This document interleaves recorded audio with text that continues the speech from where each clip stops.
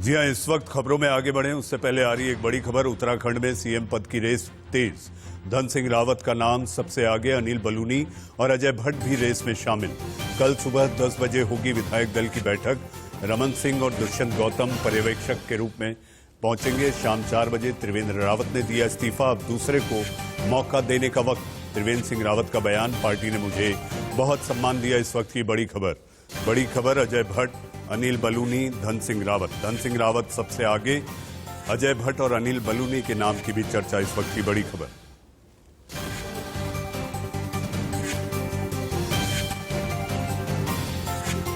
इस वक्त की बड़ी खबर, उत्तराखंड में 2 दिन से मचे सियासी उठापटक में आखिरकार आज त्रिवेंद्र सिंह रावत ने दिया इस्तीफा, सौंपा इस्तीफा। राज्यपाल को इस्तीफा सौंपने के बाद अब कौन होगा बीजेपी का अगला चेहरा, उत्तराखंड का कौन होगा उत्तराधिकारी, कौन होगा मुख्यमंत्री, इसको लेकर चर्चा तेज। बैठकों के दौर जारी। अनिल बलूनी, अजय भट्ट, धन सिंह रावत का नाम सबसे ऊपर। छत्तीसगढ़ के पूर्व मुख्यमंत्री रमन सिंह पर्यवेक्षक के रूप में देहरादून पहुंचेंगे। इस वक्त की बड़ी खबर।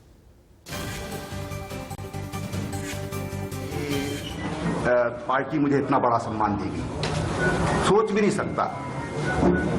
लेकिन भारतीय जनता पार्टी में ही ये संभव था। एक छोटे से गांव के, एक छोटे से अति साधारण परिवार के एक पार्टी के कार्यकर्ता को पार्टी ने इतना बड़ा सम्मान दिया और 4 साल मुझे सेवा करने का मौका दिया। पार्टी ने एक पार्टी के कार्यकर्ता को पार्टी ने इतना बड़ा सम्मान दिया और 4 साल मुझे सेवा करने का मौका दिया। पार्टी ने विचार किया और संयुक्त रूप से, सामूहिक रूप से ये निर्णय लिया कि मुझे अब किसी और को ये मौका देना चाहिए। 4 वर्ष में आज कितना तारीख है? आज 9 तारीख। 9 दिन कम रह गए 4 वर्ष पूरा होने में। तो ये इतना मौका मुझे दिया है। मैं प्रदेशवासियों का भी बहुत धन्यवाद करना चाहता हूं, विशेषकर जो हमने स्वरोजगार के क्षेत्र में महिलाओं के उत्थान के लिए, उनके सशक्तिकरण के लिए, बच्चों की शिक्षा के लिए, किसानों के लिए, तमाम जो हमने यहाँ पर नए नए कार्यक्रम दिए।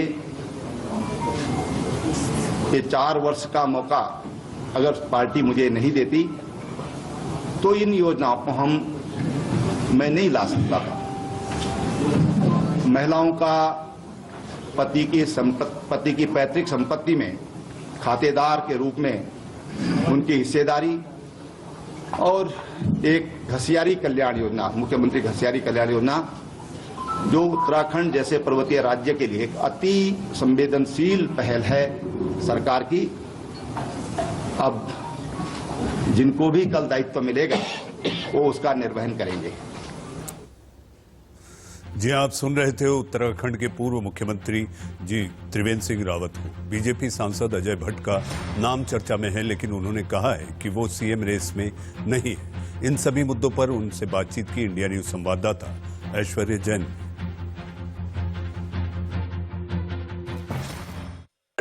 जितनी सियासी घमासान उत्तराखंड में चल रहा था, अब त्रिवेंद्र सिंह रावत ने इस्तीफा दिया है।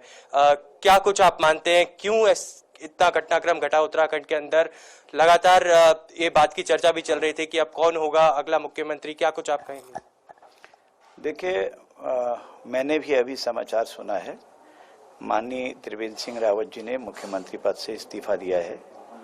तो वो हमारे पार्टी के वरिष्ठतम कार्यकर्ताओं में है, संगठन मंत्री रहे हैं, तो संगठन उनका दूसरी जगह उपयोग करना चाहता होगा, इसलिए संभवतः इस्तीफा उन्होंने दिया।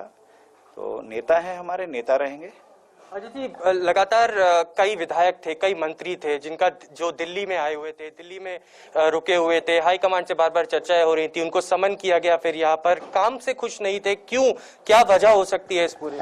नहीं, ये मेरी जानकारी में नहीं है। जो मंत्री विधायक गण ये तो सब माननीय हमारे वहाँ हर तीसरे दिन आते रहते हैं, क्योंकि आधे घंटे में फ्लाइट यहाँ पहुँच जाती है और कार से हो चाहे कुछ भी हो। हमारा राजधानी क्षेत्र दिल्ली का हमारे प्रदेश से बहुत नज़दीक है। जिस तरह से हिमाचल से नज़दीक है, वैसे ही उत्तरांचल देहरादून से भी जल्दी आ सकते हैं, हल्द्वानी रामनगर से भी जल्दी आ जाते हैं, कोटद्वार से भी, हरिद्वार से भी, रुड़की से भी।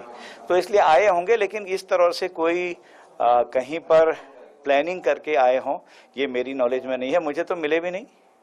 त्रिवेंद्र सिंह रावत जी का 4 साल का कार्यकाल, 1 साल बचा हुआ था, कई सारे कार्यक्रम आगे लाइंड अप थे, कई कार्यक्रमों को बिल्कुल रद्द भी किया गया और समन करके उनको दिल्ली बुलाया गया।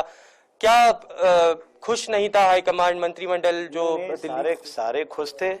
पार्टी के संगठन को कब किस कार्यकर्ता का उपयोग कहाँ करना है अच्छी तरह से वो करते रहते हैं। ये पार्टी का आंतरिक मामले होते हैं, तो इसमें कोई दिक्कत वाली बात नहीं है। इसलिए उनकी प्रेस भी चल रही है, आप सुन सकते हैं। तो कहीं पर कोई ऐसी बात नहीं है। पार्टी का आदेश हम सबको मानना पड़ता है। हम सब कार्यकर्ता हैं, जिसको जहां भेजते हैं सेना के जवानों की तरह से, उसी तरह से प्रहरी के रूप में हम अपने संगठन के लिए खड़े रहते हैं। अजय जी, 2 आखिरी सवाल मैं आपसे लूंगा। आपका नाम भी सामने आ रहा है, सीधा सवाल, क्या आप? मैं कहीं से कहीं तक न दौड़ में हूँ, न कहीं दावेदारी करी है, न कहीं जाता हूं, न किसी से कहा है। हम पार्टी के कार्यकर्ता हैं, तो जो पार्टी के कार्यकर्ता हैं वो पार्टी के आदेश को मानते हैं, चाहे पार्टी उनको अरसे में रखे चाहे फरस में रखे। एक जवान की तरह से हम, जैसे सैनिकों का संगठन होता है, उसी तरह से हम काम करते हैं। कल एक विधानसभा के अंदर बैठक भी है, धन सिंह रावत को श्रीनगर से देहरादून के लिए बुलाया गया है, कई नामों की चर्चा हो रही है। हाँ, तो धन सिंह जी गैरसैंण में गए थे, वहाँ कल कार्यक्रम था।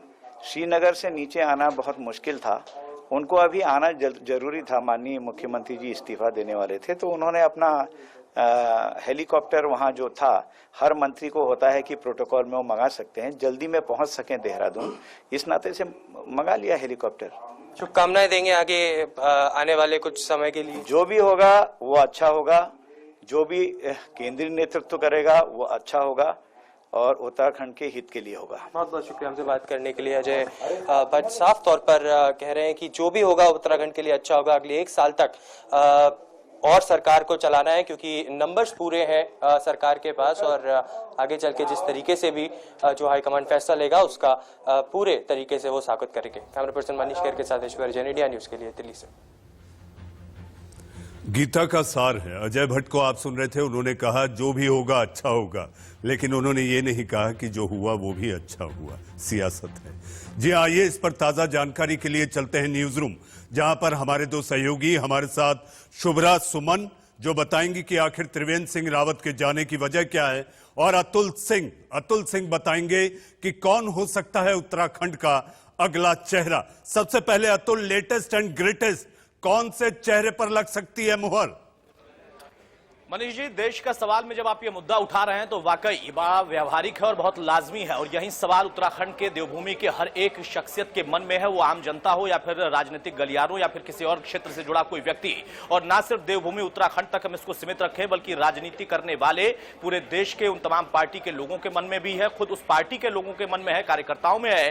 धन सिंह रावत का नाम सबसे आगे बताया जा रहा है, क्योंकि वो त्रिवेंद्र सिंह रावत के भी करीबी है।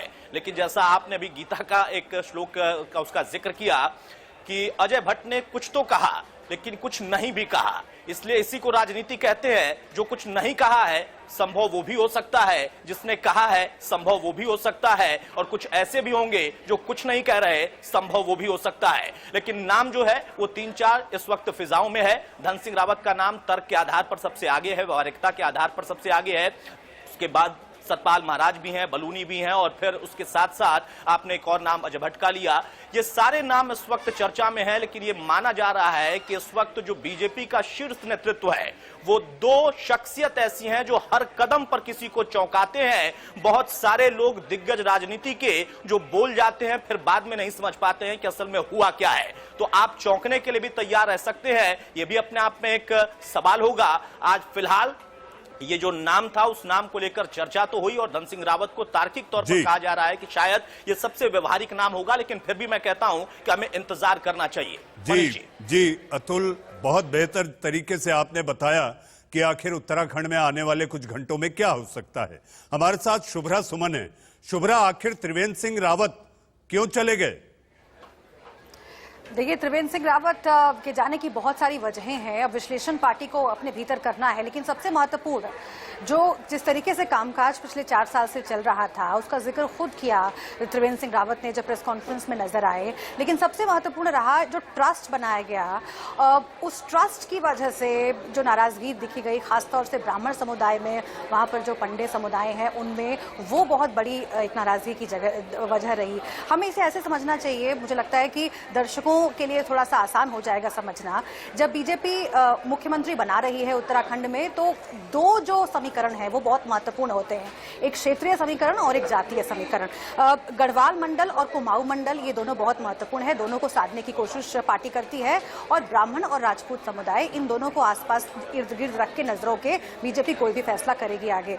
और इसीलिए हमें ये समझना पड़ेगा कि आज अगर बीजेपी की स्ट्रैटेजी होती है कि अगर जो अध्यक्ष है पार्टी का वो अगर एक जातीय या क्षेत्रीय समीकरण से आता है तो जो मुख्यमंत्री बने उसे हम दूसरे जातीय और क्षेत्रीय समीकरण के जरिए साधने की कोशिश करें। अब यहाँ पर चुनौती ये है कि अभी जो बीजेपी अध्यक्ष हैं वो कुमाऊं मंडल से आते हैं और ब्राह्मण समुदाय से आते हैं। अब जब मुख्यमंत्री बनाने की बारी आ रही है तो इसी समीकरण को साधने के लिए बीजेपी के अंदर ये माथापच्ची हो रही है। 10 बजे कल खुलासा होगा, लेकिन अनिल बनूली का जब मनीष जी नाम सामने आ रहा है, वो गढ़वाल मंडल से आते तो हैं लेकिन वो ब्राह्मण हैं और इसीलिए बीजेपी के सामने चुनौती है कि वो राजपूत समुदाय को नाराज नहीं कर सकती है। और धन सिंह रावत का नाम इसलिए सामने आ रहा है ताकि ये जो जातीय और क्षेत्रीय समीकरण है उन्हें साधा जा सके। जी हाँ शुभ्रा, आपकी इस तमाम जानकारी, अतुल आपकी नामों को लेकर जो चर्चा चल रही है उस पर जो आपने जानकारी दी, आप दोनों का बहुत बहुत धन्यवाद। लेकिन जी हाँ, चिट्ठी किसके नाम खुलेगी आज की रात ये चारों नामों के लिए काफी महत्वपूर्ण होगी।